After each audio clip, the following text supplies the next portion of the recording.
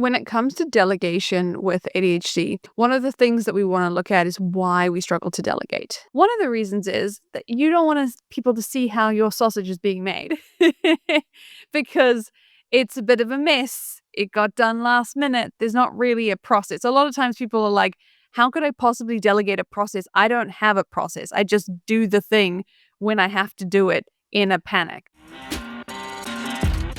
You're listening to the B2B Revenue Executive Experience, a podcast dedicated to helping executives train their sales and marketing teams to optimize growth. Whether you're looking for techniques and strategies or tools and resources, you've come to the right place. Let's accelerate your growth in 3, 2, 1. Hello, everyone, and welcome to the B2B Revenue Executive Experience. I'm your host, Cory, and today I'm talking with Skye Waterson, an ADHD strategist, coach, and founder of Unconventional Organization, a business devoted to helping entrepreneurs with ADHD symptoms focus on building consistent revenue and scaling their business sustainably without overwhelm or burnout. Skye has worked with a range of clients from entrepreneurs all the way up to Fortune 500 companies, and she's also the host of the ADHD Skills Lab podcast. Skye, welcome to the show. Thanks so much for having me. It's great to be here. Yeah, I'm excited to get into this. And I should say for our listeners, for context, we're going to start talking about this in the context of entrepreneurs and solopreneurs and small teams. And then we're going to transition to advice for revenue executives specifically. So if you fall into one camp more than the other, feel free to skip around. However, I think all of this advice is going to be applicable to everyone listening today. So I'd love to begin with your journey. So you built a pretty incredible career, but what first drew you to this space? Yeah, so it was my own experiences. So I'm a former academic. I was undiagnosed with ADHD all the way up until the beginning of my own PhD, which was a really weird time to find out that I had ADHD. But I did the classic, just try harder, just add more steps. Academia is very helpful in supporting you in that in some ways. And so, I would work really hard, but I would also burn out a lot. And I burned out really badly between my master's and my PhD. I sort of, did the classic, like not sleeping, taking every caffeinated beverage that you could, and, just working 3 jobs trying to get this process finished. And it got to the point where when I graduated from my master's, I had the ability to do a PhD, but I quit and I didn't even know if I was coming back. When I did come back, it was with the understanding that I needed to figure out what was going on. So I was able to talk to my school's learning center and find out that I did have ADHD, which was a real surprise. And that led me to becoming very interested in ADHD research. Obviously, I had access to that. So I was very lucky to be able to do that, working with schools, working with my community to learn strategies, not just from the internet, although the internet is a great place, but also from journals and places like that worked for me, and then turning that into a business in itself. When COVID hit, we all had to go home. There was an understanding of like, okay, how do I do this online? And that became Unconventional Organization. And I grew that business for quite a few years to multiple 6 figures before I decided to shift into just working with business owners and executives, because those are groups of people that I really relate to. And also it's a very high likelihood that people who are in these spaces have ADHD symptoms and can really, really benefit from the strategies that these symptoms can, strong strengths, strong weaknesses is how I tend to talk about it. Yeah. And I think that's a really important point, because I was listening to another one of your interviews earlier on, and I think you said something to the effect that entrepreneurs are 3 times more likely to have ADHD symptoms. Is that correct? Yeah. There's different research depending on which paper you find, but it's a lot more likely, and it's becoming more and more aware, especially now we talk about subclinical ADHD symptoms and things like that. More and more people are saying, well, that's why I became an entrepreneur, was because I struggled with, energy shifting and distraction and wanting to focus on the thing I wanted to focus on, and all of these reasons that make us good entrepreneurs if we have the strategies. Right. That makes sense. And this seems to be mirrored in your own experience and how you've talked about it so far. It seems like, this definitely isn't something that's a lack of effort, right? People are putting in the work, they're going through the motions every day. Like you said, maybe having periods of low energy, maybe bouncing, really focusing on a task that they want to get done versus the more strategic ones. But why does prioritization fall by the wayside? Like why does it feel like you're trapped in this cycle of urgency? Can you talk to us a little bit about that? Yeah, so it's a lot of it has to do with why people with ADHD symptoms struggle with those symptoms. So a lot of the time, the strengths of ADHD, when we look at the research, are creative thinking, problem solving. If you've gotten yourself out of a jam, you're like, how did I do that? That's that's your ADHD brain, thinking out of the box. But the things that maybe other people don't struggle with, so the everyday admin, the what is the most urgent task I have to do today, the how do I transition between multiple meetings and still get time for deep work, those are the problems that often are a big problem when you have ADHD symptoms. And so for a lot of people, that leads to a huge amount of overwhelm and a huge amount of, time being wasted or not used appropriately. People will often come to my office and describe it as, I start my day, I have 500 things on my list. They all seem to be on fire. And then I do some of them, but the one not seem to be doing the ones that are actually going to build momentum. And then it's 5 o'clock and I didn't really do the thing I was supposed to do, but I ticked a bunch of stuff off, and it can kind of just spiral from there. Yeah, that makes sense. And do you find that since the shift to remote work, I know lots of companies are going back to an in-office mentality and mindset. However, a lot are still taking advantage of remote work and the flexibilities. And as someone who's worked remotely for over 6 years now, I feel that we can pack more into our days. But do you find that remote work exacerbates that urgency problem, or maybe that's a better environment? It actually really depends on the person. So I've found both. So I've had people who have ADHD, and there's different kinds of ADHD. You can have inattentive primarily, hyperactive primarily, combined type, which is what I have. So you do both. Um, and so it really depends. Some people really benefited from the environment of the workplace. And when they didn't have that, they sort of floundered a lot more without that kind of body doubling other people in the office structure.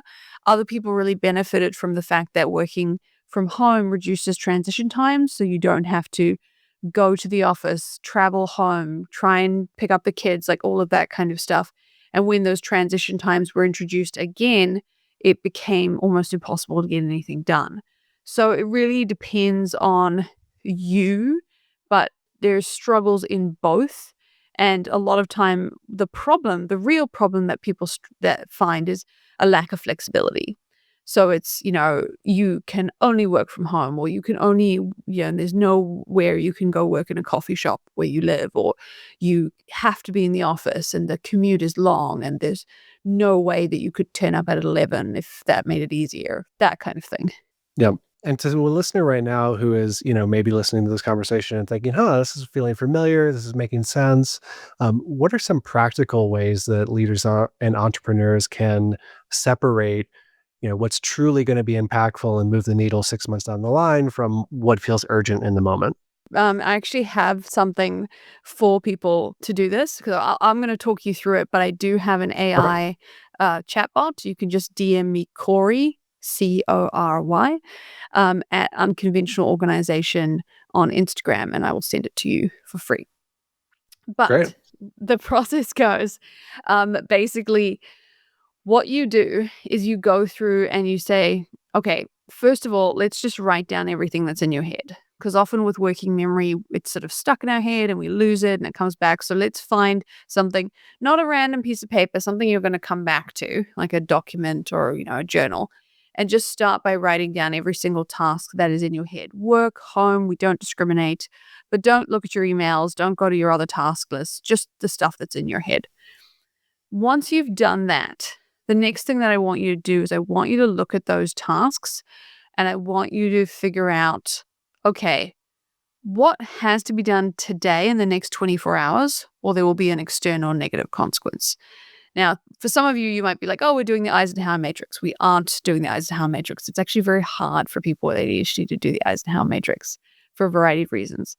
But what we're doing is we're looking at these tasks. We're looking at what is truly urgent. And one of the ways that I help people to think about this is what I've developed called the waiting room metaphor, which is essentially your day goes sideways. You end up in a waiting room. That's your day. That's what you're doing today. What is the stuff that you're still going to do on your phone, or you're going to message someone and say, hey, I'm not going to be able to do this tomorrow because I'm not going to be prepared because of what's happening today.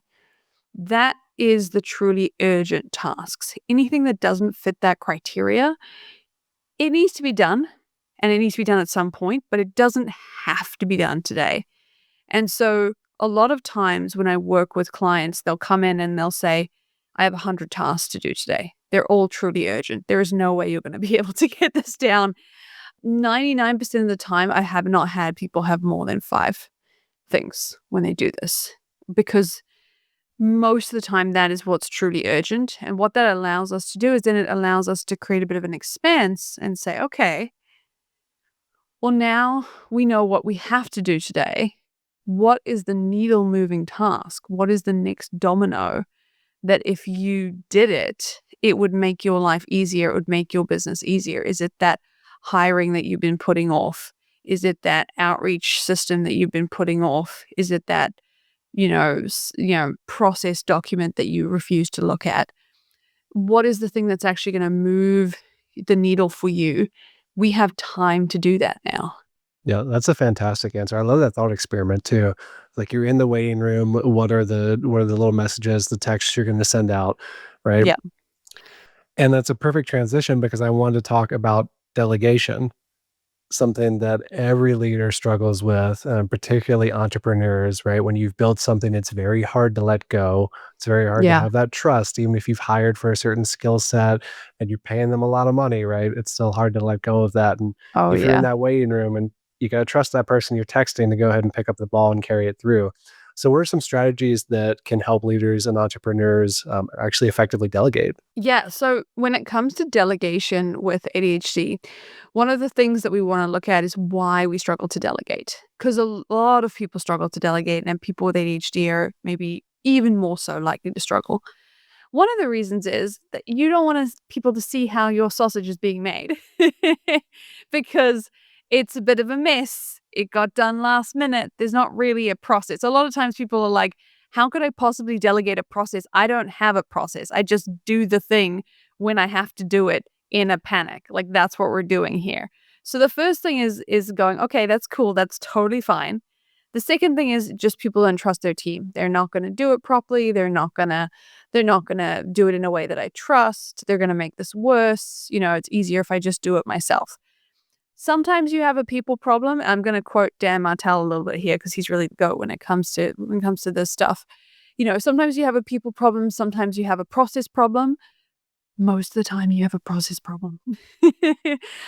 Or even if you do end up having a people problem, if you have no process, even if you hired an amazing person, you're not going to solve your problem. So we need to build a process. However, you have ADHD. You don't want to do that task ever again. I get it. I'm the exact same. You don't want to do the task. You don't want to think about the task, and you don't want to have to describe the task or write the task down. So we have a plan for you, believe it or not.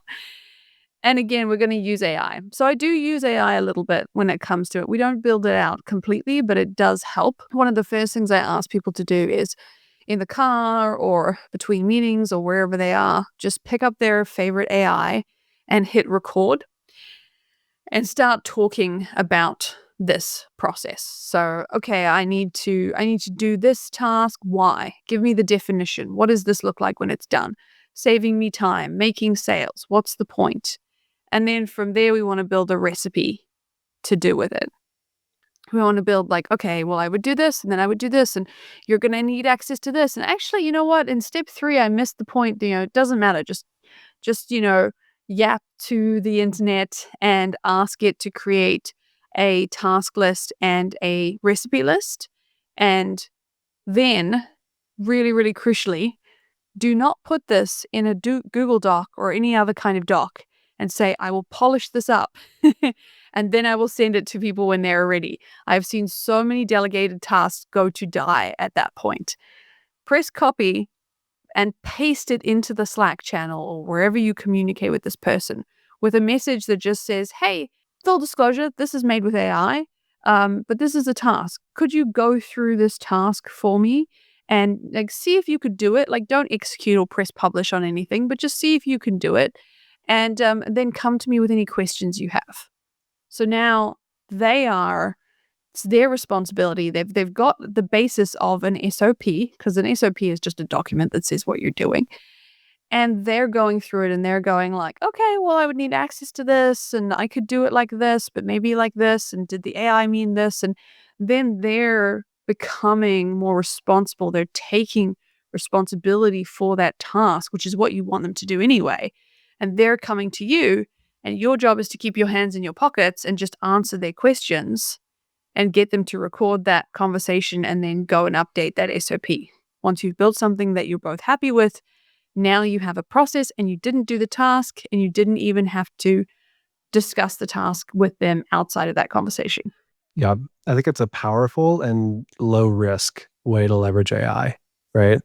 I think that's great. And also, I think there's a hidden step in there, which is really useful for leaders, which is the old adage of, if you can't explain something, do you actually understand it? So when you're walking through your own processes, right, and you're actually talking them through and explaining them, like you said, you will be, oh, wait a minute, go back a step. Is that how I actually do it? Or is there a better way that I could do that? And I think there's a little moments of self-discovery baked in there as well. Yeah, 100%. And one of the other interesting things about it is, if your team member can't explain it, do they know what they're doing? Because you can go to all the trouble of creating this really perfect doc, this one perfect delegated system. And now they're going to turn their brain off. They're going to go, okay, this is what, Cory or Skye wants me to do. And so I'm just going to do it. And I'm going to just follow the steps. If it doesn't make sense to me, it's probably what they wanted. If it doesn't fit with what I would do, it's just what they wanted. And so they've taken no responsibility for this task. They've taken no ownership of this task. And also, it allows you to have a moment when you say this is made with AI, you think, oh, maybe they're going to think this isn't good. But in reality, it lets them be like, what about this process? Why is it being done like this? Could we do it like that? They don't feel the sense of this is coming down from on high that they would if Right. you'd written it. And sometimes your plan is not the best way to do something. But we'll never know if AI wrote it like that or if you wrote it like that. All we know is now we're talking about how to do it better. Yeah, that's such a good point. It invites that criticism, that constructive criticism. Which we need. Absolutely. Yeah. Okay, so let's fast forward a little bit. Let's say we get it right. When delegation finally does click, what's the first thing that changes? You get your time back. That's always fun. You get your time back. The next thing is you need to create a standard around this. So you could delegate something, but you really don't want to get into a position where you're delegating something and now you're never looking at it again. It is your job to make sure that they are working to the document. If they are not doing something in a way that you want it to be done, so say they're posting on socials and those posts aren't the way that you want it to be done, it's important to say, okay, let's update the document to specify what's going on. So it's a living document. It's not going somewhere in a dusty old space that we're never going to see again. We're using it every time we have those one-on-one meetings. And in fact, this is the bit where those daily, weekly cadences of meetings and conversations and how we do them, which is something that I teach, comes into play, because you want to be working in public and working together as you go. And if we think back to where we started the episode talking about how to focus on the most important tasks, let's say we get that right? We're focusing on our 5 tasks for the day that we would text people about in the waiting room. We're working on those. We've delegated everything that we can delegate. That's running smoothly. Still, I think that leaders and entrepreneurs with ADHD symptoms, they might struggle with productivity and, try out different hacks, right? Different systems. But you've often spoken that a lot of those are really set up for fail or just aren't a good match. Why is that? Yeah, it's tricky because it's how our brain works. So neuroscience and the dopamine, system is complicated. It's complicated, it's developing. I am going to butcher it right now. So just disclose for any of the neuroscience listening, neuroscientists listening. But essentially, what is happening is, at a very basic level, there appears to be a situation where when you are neurotypical, you don't have ADHD symptoms, and you're starting a task, your brain is giving you a little thumbs up, a little boost of good feeling dopamine that says like, yes, you're starting a task and you're going to get a reward at the end of this. So we're just going to kind of give it to you now. We're going to pre-reward you, which is awesome. When you have ADHD symptoms, it seems to be more that your brain just goes, this seems very boring. I don't want to do it. I'm going to give you nothing or very little that's going to make you feel like this is going to be worth it. So often we'll sit down to do the task that will transform your business for the better. And this is the interesting thing about business. And you will feel nothing. You will be like, oh, just the feeling of boredom. So one of the ways that we want to help you actually get started on the big tasks, which is if you're an entrepreneur, the point of getting rid of the little tasks, it's not just so that you can be like adding more little tasks to your plate. It's so that we can do these big things. We want to start by giving you some kind of reward for starting. A lot of people don't think about this. Something, can you do it in a coffee shop? I've seen people who have massive, massive businesses fail to do a task that is going to save them 10% EBITDA growth because they didn't go to a coffee shop. That sounds really crazy, but because they were like, I'll do it at my desk. I don't, what do you mean go to a coffee shop? That seems so indulgent. And then they don't do the thing that's going to drive their business forward because they're too bored. They don't start it. They just check their emails. If they just had gone to a coffee shop and ordered a nice coffee and sat down and written out a task list of, okay, what are the steps of this? If I did it, what would that look like? Okay, I can do the first one, and kind of stepped into focus in a way that I teach people how to do.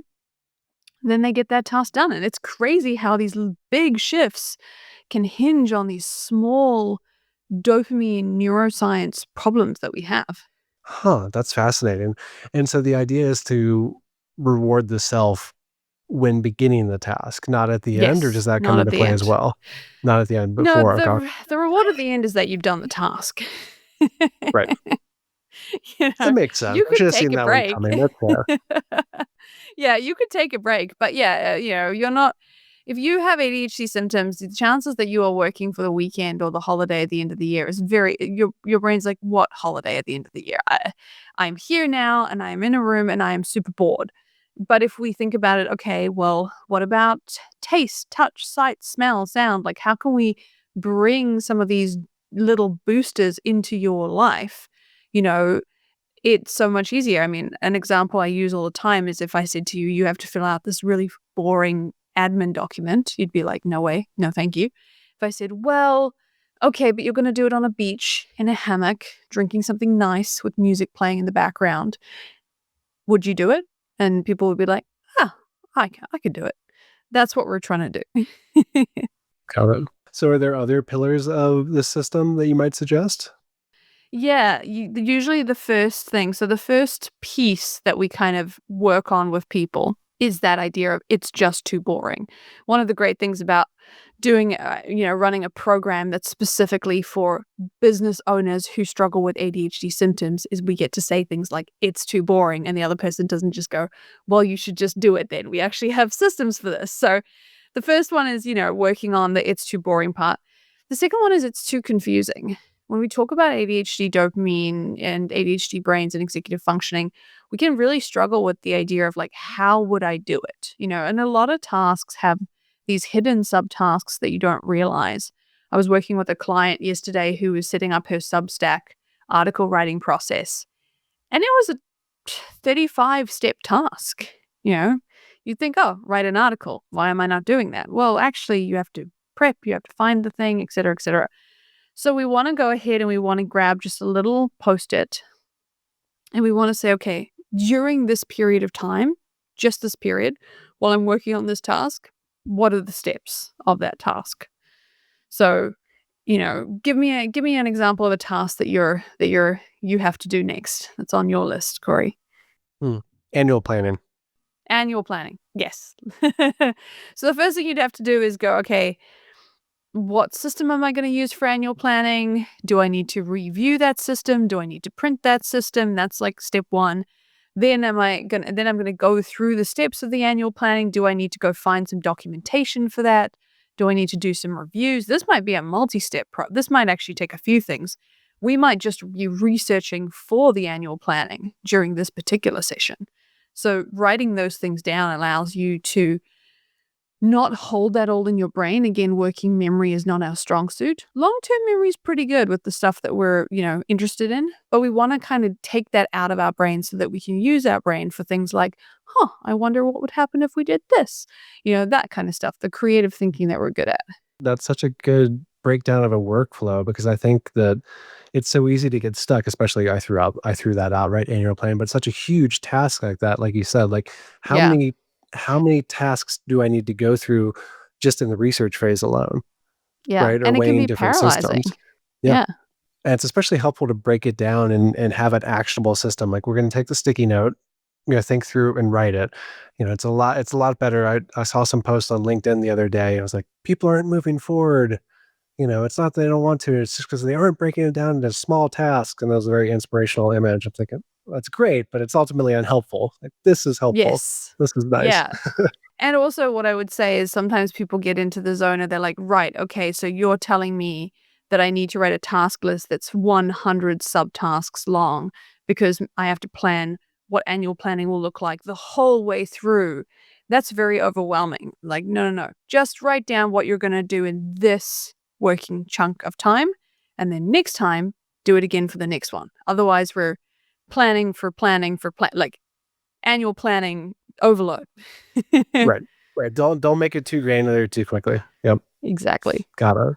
Okay, so let's shift gears a little bit and talk about your work with larger orgs and executive teams. So when we're talking about those individuals, what are some of the most effective ways that B2B companies can integrate, their communication philosophies, their workflow systems to be more friendly to like people that have ADHD symptoms? Yeah, it's a good question. I mean, I've worked with governments, I've worked with, Google, people in Google, things like that.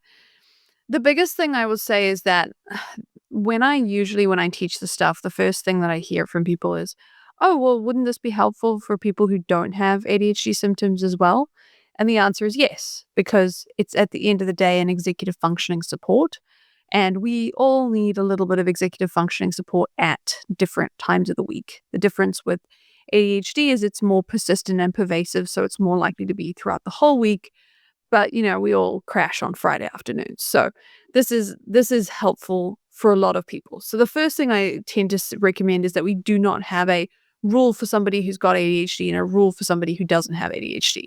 We have this as another tool in the toolbox of the organization, essentially. Yep.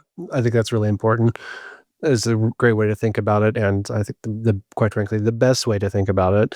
And it makes it more, I think, for teams that are maybe a little bit more skeptical, it makes it more attractive, right?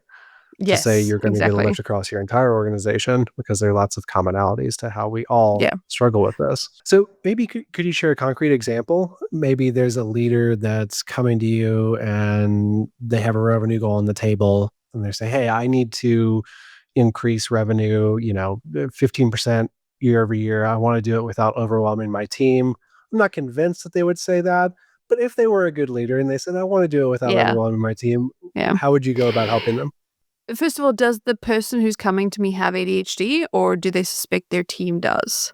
Good qualifying question. I would say, let's do it for both. Okay. Yeah. Walk us through Yeah. maybe a leadership example, and then Because, if for yeah, the team.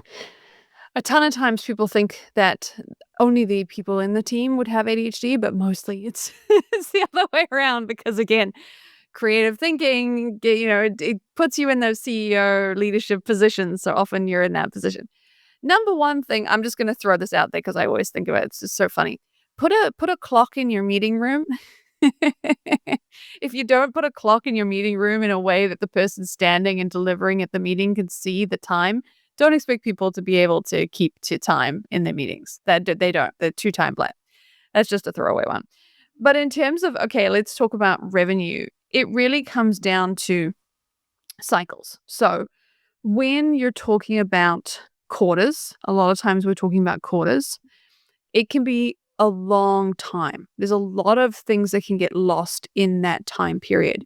Usually when I'm working with a business owner or somebody who has a team or, a kind of revenue goal, what I want to look at is okay, first of all, take me through your business. And I say this as somebody, I've worked with businesses that are like in the 20 million space and they don't have an acquisition funnel because they're like, we just run on referrals now. And it's like, okay, cool. So like, that's good to know. So first thing we want to do is we want to see, okay, what does your business look like? Just take me through, and for some people, surprisingly, they can get so lost in the weeds that they haven't done this for a long time.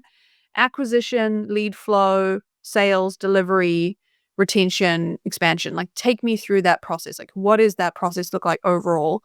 And then who is responsible for that? Like what department, etc.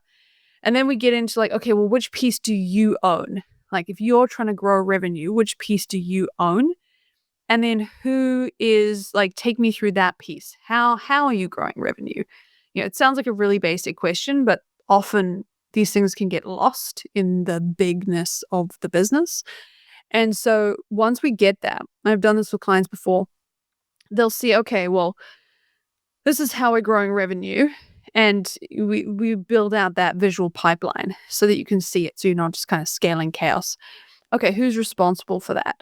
Who's the person that's responsible? Is your name on every single one of those things? Have you delegated? Is there another team member? Do they know what they're doing? And then if they do, okay, are we labeling this red, orange, or green in terms of it's totally broken, actually nobody knows how to man this section, or it's a situation where there are SOPs, but they're not being used. They're not being regularly brought to meetings. They're not being discussed as part of the working in public weekly all hands meeting discussion that your team is having. Or they're green and they're working perfectly, which is its own problem because if revenue is not increasing and they're working perfectly, why is that? Like what's that about? So we look at the business in this very holistic way. And that then allows us to pinpoint your biggest area of growth. So for people, what they'll find is usually like, okay, there's an acquisition pipeline that is broken that we haven't been using, or there's a delivery that gets stuck. So we actually don't have enough people to service the struggles. Or, I recently had a client who came to me and they were like, well, I'm the go-between for every single customer service question that comes in about this particular area, even though my team should be doing it. And so if we can get them working on these pieces, then we can take heaps of my time off the table. I can go make sales. So that's the first thing we're trying to do. It makes a lot of sense. And it's funny, I was talking to a marketing consultant yesterday. I was interviewing him for the show, and he had similar advice, right? It's like I go into these companies and I literally sit down with them and walk through the basics because you'd be shocked at how often that gets lost and how impactful that exercise can be. Yeah, it feels funny. Like the first couple of times I did it, I have to admit, I was like a little bit nervous because you're talking to these people of like they're big businesses and big teams and PowerPoints and slide decks for days, and you're going, cool, so how do you make money? But I've never had people go through this and completely know everything about that part of the business. So it is always worth it because sometimes your growth is right there. It's like, okay, cool. Well, should we stop doing just referrals? That would probably be a good start. Yeah, it's so funny. I think it's good to hear this too because, I think we go to these events and we, see people on LinkedIn and we think, oh no, our company has these challenges, but all the other companies, they have it all locked down, right? They have it all together. And I'll never forget the first time that I, was talking with a Fortune 500 client. And I remember one of our first meetings, I was like, wait, you don't have X? You do business Yeah. without X, Y, Z? Just like my mind's blown, right? So getting back to basics, looking at the processes can help all of us, big or small. That's Yeah. fantastic Yeah. advice. And then really the next step is to get your team on cycles. So I personally recommend, this is something I got from Tucky Moore actually, the idea of doing 7-week cycles. So I think he does 9, I do 7. It's like 1 week to plan, 5 weeks to execute. So there's always like only 2 weeks left or only 3 weeks left. It feels like short. And then there's 1 week of celebration and rest for your team. If you can get your team, like once we understand, okay, what are the things we want to ship that are going to have big impacts, we kind of do the same thing as we did with your tasks. We break it down. Okay, annual planning, and et cetera, et cetera. We break it down and we go, okay, how can we make this into 7-week cycles? And then how can we get the team on board with like working to 7-week cycles? I do this in my own business. I teach this for other people. It's very effective at being, you get 7 of those in a year. So people move a lot faster. They also get to like, make mistakes with a 7-week cycle and try again in another one. And also if you're ADHD, 7 weeks is about as long as you want before you want to throw a wrench into your business and try and do something else. So, if I give someone a quarter, they're like, oh my God, that's like a lifetime. How could I ever figure out what to do with a quarter? But 7-week cycle, 5 weeks of execution, people are like, okay, I can stick with one thing for that long. Yeah, that was going to be my follow-up question. Why 7 weeks? And you just answered it. Yeah, Right yeah. then. Yeah, it's because, again, but it's also because we want to be more nimble. Like we're living in an environment that's moving much far. Like the idea of a quarter, like that's cool. But do you really think that in a whole quarter, if you just think about AI and what it did a quarter ago and what it's doing now, like is your business moving fast enough to keep up with what's going on? How, for a lot of Yeah. people, like the biggest problem with these bigger businesses is that their ships there's such a big ship that it takes so long to turn. So even if you have a quarterly goal, if you've got teams of people working on 7-week cycles in your business, trying to hit that goal in a more concrete way, you're going to be able to turn faster, which is what you need to do. I'm curious, does it change, or do you see it changing for different industries? I'm thinking, how a lot of the AI startups now are running like 60-hour work weeks as just the Yeah. normal, which I think it's great for them. Love that for them, not for everyone else No. necessarily, right? Or you have other different career paths that are, maybe demand a little bit more of your attention, right? You have like 4-week shifts on a ship, right? And then you might have 2 weeks off or something. So do you see that changing among different environments? Yeah, that's a good question because sometimes people ask me, like, which industry do you work in? I've worked in, construction. I've worked in, white collar, more community based local stuff, all kinds of different businesses. One of the things that I find the most is everybody is idiosyncratic. Like every business has its own culture. So I'm always really respectful of that culture. Like the number one thing I always say is like, okay, what would work with with the culture of your business and how it goes? Because I never want to come in and be like, this is what you should do because there's something going on. But also when you get to those higher levels where you're talking stakeholders and board meetings and things like that, it's always political. And everyone thinks that their industry is the most political, complicated herding cat system that you've ever seen in your life. But I worked with academics. It's pretty hard to beat that. I will agree with you wholeheartedly on that point. Yes, they are the worst when it comes to that. I'm just going to say it. Oh, man. We spent the majority of the conversation talking about how people with ADHD symptoms, can put workflows and tools in place to kind of help them when those come up. Um, However, I kind of want to look at the flip side of that coin, which is how can some of these symptoms, really be turned into superpowers or accelerators for Yeah, people in these roles?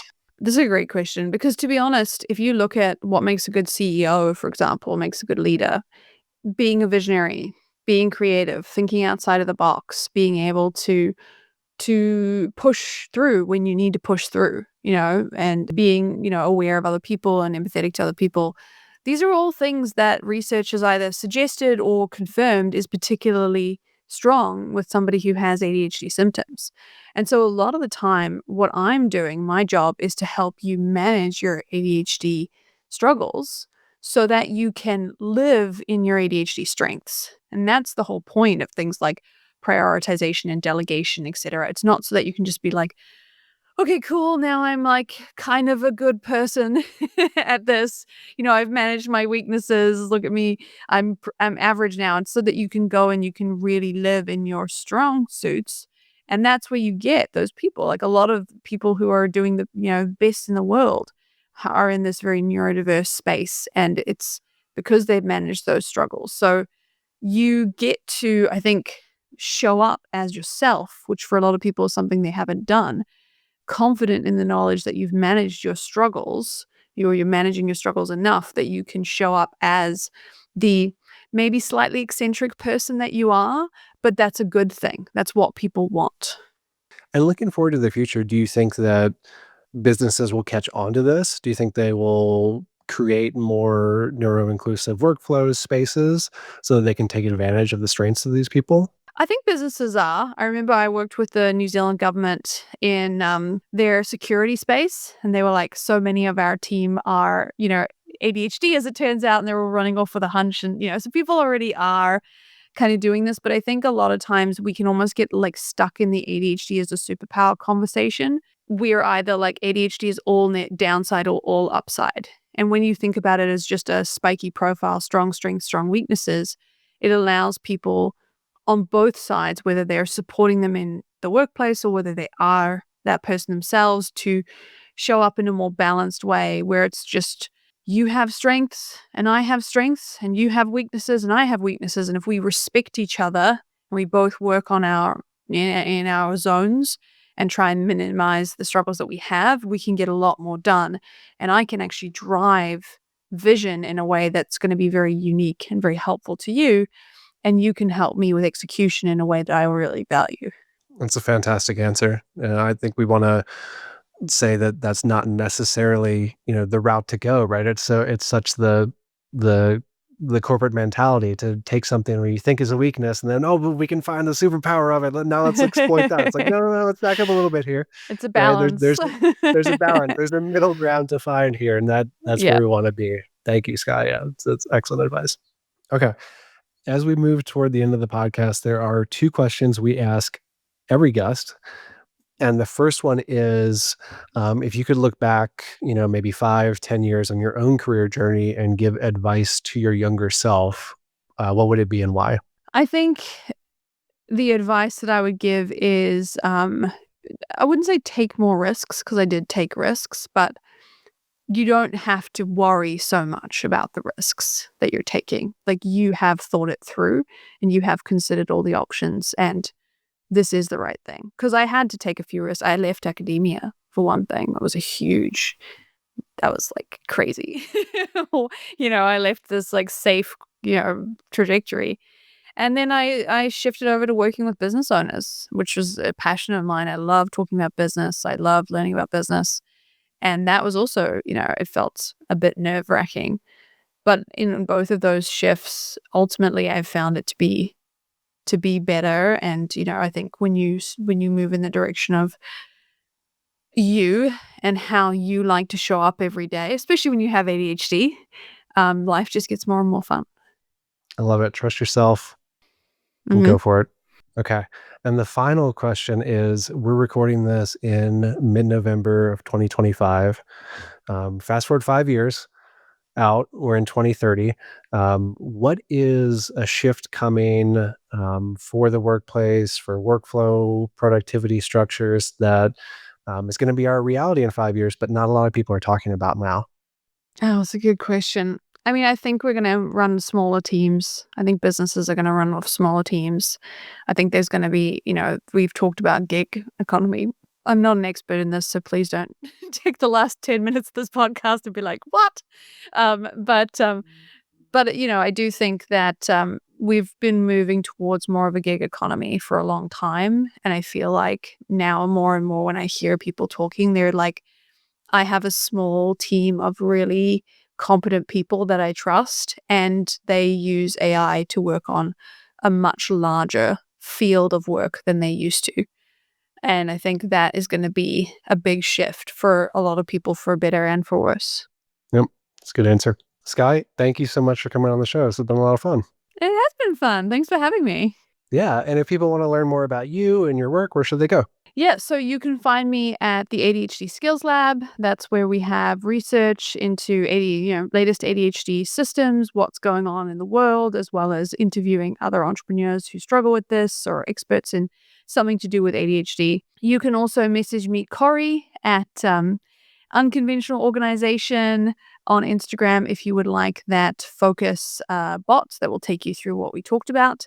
And if you want to find me at unconventionalorganization.com, I have a program called Focus Balanced Growth that you can apply for. I take only 8 people a month, so first come, first serve. Great. Well, thanks again. Yeah, thanks. You've been listening to the B2B Revenue Executive Experience. To ensure that you never miss an episode, subscribe to the show in iTunes or your favorite podcast player. Thank you so much for listening. Until next time.